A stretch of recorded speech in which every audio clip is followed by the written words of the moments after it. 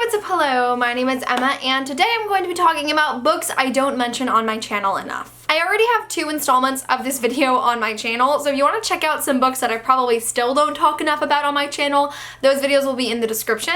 I think the title of this video is extremely straightforward. It's one of my favorite videos to make just because it allows me to talk about some books that I just feel like I don't normally have the opportunity to talk about. I personally think that the booktube community is very focused on things that are current. There already is a big focus on new releases and stuff that's coming out in the near future, but also just in regards to the books that we read. On booktube, we're normally talking about the books that we're currently reading, or else the books we have just recently finished. We don't normally talk about books that we have read a year, 2 years, 3 years ago if they don't hold a huge significance like Harry Potter or The Mortal Instruments might for some of us. So today I'm going to be talking about a few books that I do really love that I just feel I don't have the chance to mention enough on my channel. The first series for this video is going to be The Chronicles of Vladimir Todd by Zach Brewer. This book actually comes from the era before booktube for me. The Chronicles of Vladimir Todd is one of the first series I had actually experimented with after rereading Harry Potter and Twilight for so many years. It's a middle grade urban fantasy series that follows a boy named Vlad who is half vampire. And so the 5 books of the Vladimir Todd series follow Vlad as he goes through 8th grade all the way to 12th grade and how there is a different antagonist for each year. I really love the Chronicles of Vladimir Todd. I think for a middle grade it has a really complex world. For example, the vampires in this world have their own form of writing called Elysian code, and you can kind of see it on the cover, and in the back there's different symbols all throughout the book. And my boyfriend and I, who was the person that originally introduced me into this series, we used to write letters to each other during class in Elysian code. Like, I just think it's a really great world. It's just an all-around fun fantasy series. I'd really recommend it to those of you who, like myself, love urban fantasy novels about vampires and whatnot. It's such a magical story, and it holds a really special place in my heart. Next book on my list is Ready Player One by Ernest Cline. Fun fact about this book, in my college, every year before you enter your freshman year, you have like a summer reading project where you have to read a book that the school designates. And my year, we got a super boring book that I didn't care about, didn't read, and then we had to go to a presentation with the author. The year previous to me, the people who have just recently graduated at my school, they got to read Ready Player One and meet Ernest Cline, and I am super jealous to this day. So Ready Player One takes place in the year 2044, so it's like a very near future, but pretty much everything in this world is online. Everything is virtual reality. There's this virtual utopia called Oasis, and it's basically where everyone goes to school, people order their shopping online. Like, the outside world isn't as pleasant, so most people live their lives online. So the creator of Oasis has recently died, and as a result, an announcement has been spread to the world that inside Oasis there are 3 clues, and the first person to achieve and pass all 3 clues and figure out the puzzle will, like, inherit Oasis, and they will have massive riches and power in the world. Until one day our main character named Wade accidentally stumbles across the first clue. He is the first name on the leaderboard that has been empty for so many years, and it sparks this international race to find all 3 clues. It's a really fabulously written novel. The beginning of it was a little bit slow, but ultimately it was exciting, it was beautifully constructed, and there was just so much substance to this novel. Whenever I sell it to people, I kind of say it's like Charlie and the Chocolate Factory meets video games because the premises are kind of similar. It's another exhilarating novel, and if you're looking for something that follows a teenage main character that's a little bit more sophisticated and kind of expertly created, I'd really recommend Ready Player One. Next book on my list is The Perks of Being a Wallflower by Stephen Chbosky. Now, this book is really like a prime example of a book I don't mention enough on my channel. I mentioned it in my haul when I first received it, I mentioned it in a wrap-up when I first read it, and then I talked about it in one other recommendations video, and I haven't talked about it since. I was definitely one of the last people to read The Perks of Being a Wallflower. It has been a favorite of so many people for so many years. I finally read it, and it definitely lived up to the hype. I absolutely loved it. It's just another really great teenage novel. I feel like reading The Perks of Being a Wallflower is kind of like a rite of passage that I achieved a few years too late. It's a very sweet novel. It hits you very hard at certain parts, and you just get so attached to the characters, and I fully understand why this is so many people's favorite book of all time. It's definitely a unique book. Like, I don't think there's a ton of similar books to The Perks of Being a Wallflower that actually compare, and it really stands on its own. If you haven't read The Perks of Being a Wallflower yet, I would highly recommend it to you. It definitely is worth all of the hype that I'm sure you have been hearing about for so long. Next book on my list is Elusive by Emily Lloyd Jones, which, if you haven't been on my channel for a very long time and haven't discovered this book yourself, you've probably never heard of it. I picked up Elusive one day when I was randomly strolling the aisles of Barnes & Noble. I was like, this cover looks really cool, and then I read the synopsis and it was really cool, so I bought it, read it, and loved it. It's a really fabulous, like, sci-fi dystopian sort of novel that I feel like if you're looking for something up that alley that you haven't read before, I'd really recommend Elusive. So essentially in this world, there was a virus that wiped out a large portion of the population, but after creating a vaccine that stopped the virus, there were some unwanted side effects that gave people essentially kind of superpowers. So these Americans who suffer these adverse effects are given two choices. You can join the government and serve them with your superpowers,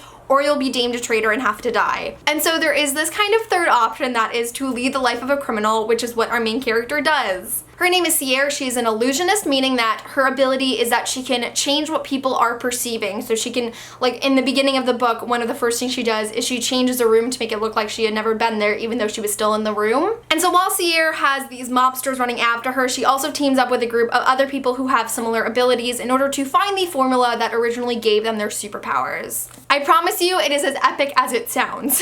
I really love this book. I wish more people have read it, and it's a shame because the whole dystopian kind of craze has really died out over the years, but I think it is a really fantastic novel, and the sequel was also as good. I love Elusive so much, and I feel like there aren't enough people for me to talk about it with.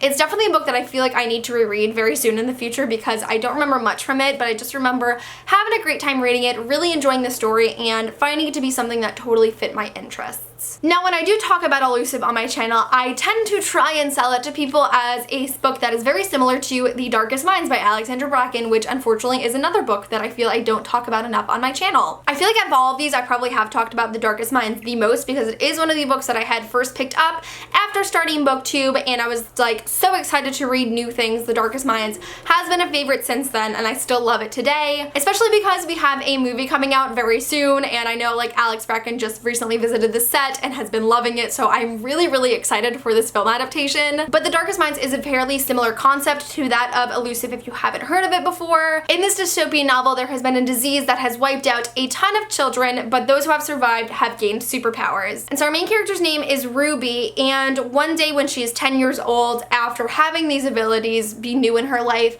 her parents have sent her off to essentially what is a concentration camp for children with abilities the government cannot control. So in the beginning of the book, Ruby escapes the camp that she has been sentenced to in search of this place called the East River, where a bunch of kids like her are living in peace away from the government. Honestly, this book is so good, and if you haven't read it yet, you're really missing out. It is a fabulous trilogy. I really did love every single book in this series. Normally, like, I kind of go up and down with trilogies where there's some books that just aren't as great as others, and I think as a whole, all of the books are just really well written. Alexandra Bracken is an extremely talented author. She's a very sweet woman, and I just love all of her books so much. So if you haven't read The Darkest Minds yet, I would really recommend it. Next book on the list of books I do not mention enough on my channel is This Savage Song by Victoria Schwab. I do actually have a spoiler-filled review of This Savage Song, which is not something I normally have going into these videos, so if you want to check out all my thoughts on This Savage Song, I'll link that review below. So This Savage Song takes place in a world where monsters have overrun Verity City. So our main character's name is Kate, and she's really drawn to Verity City as she has a lot of familial significance there, so she is returning, ready to go to school and prove that she is a ruthless human being. And so our second protagonist's name is August, and he is a monster called a Sunai, which essentially is a monster that looks like a human being and totally blends into with society,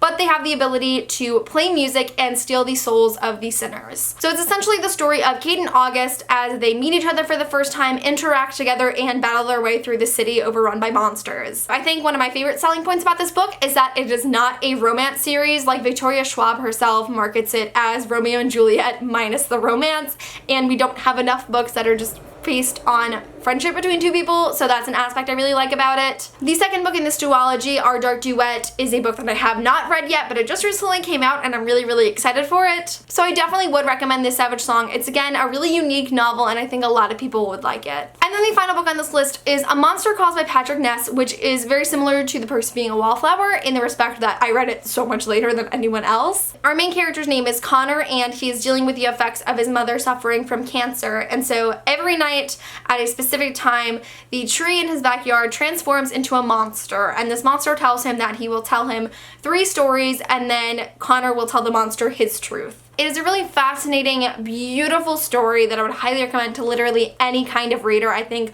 so many different people would love this book. Monster Calls is actually my favorite book to movie adaptation of all time. I just realized that every time I get asked this question, I forget that it's a Monster Calls, and it's just so freaking good. But despite the fact that the story is very short, it's only 200 something pages, like it just packs a really hard emotional punch, and it made me feel so many things and cry so much, and sometimes that's like the best thing a book can do. I really, really love A Monster Calls. It's definitely a book that I'm going to be carrying with me throughout my life and something I will be rereading more in the future, and I'm just so happy that I recently read it like in 2016 because it really made a difference to me. So that is really it for the list of books I do not mention on my channel enough, part 3. If you are a booktuber or book blogger or bookstagrammer or anything of that sort, let me know in the comments below what books do you not talk about enough on your platform. And if you don't fit into any of those categories and you're just a reader and viewer, let me know in the comments below what's one book that you feel you just don't talk about enough in general conversation, or else what are some books that you feel us as creators we don't mention enough on our platforms. But that is it for this video. Thank you guys so much for watching, and I will see you soon for a new one. Bye!